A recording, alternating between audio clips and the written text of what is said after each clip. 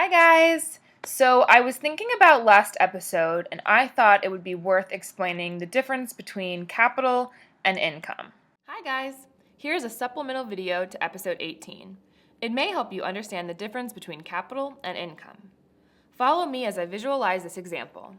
Let's look at a 5-year period in Bob's life. Suppose Bob starts working at a job with $0 in his bank account. His bank balance we will call his capital.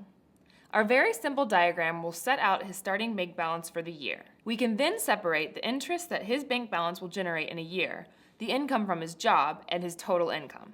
The consumption column will signify all the goods and services Bob buys in the whole year. We can set a place to donate any saving he does in a year, and finally his ending bank balance for the year. In year 1, Bob has no capital and thus earns no interest income.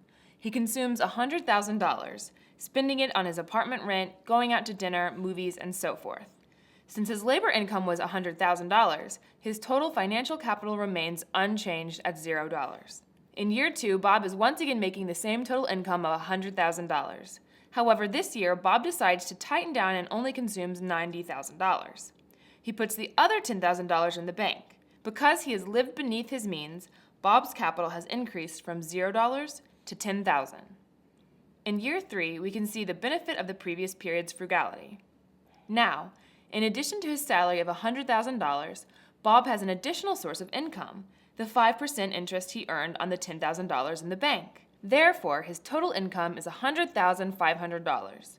Because of his previous saving, Bob can now consume $500 worth of extra goodies without touching his capital. In year 4, Bob starts living beyond his means. He consumes more than his income.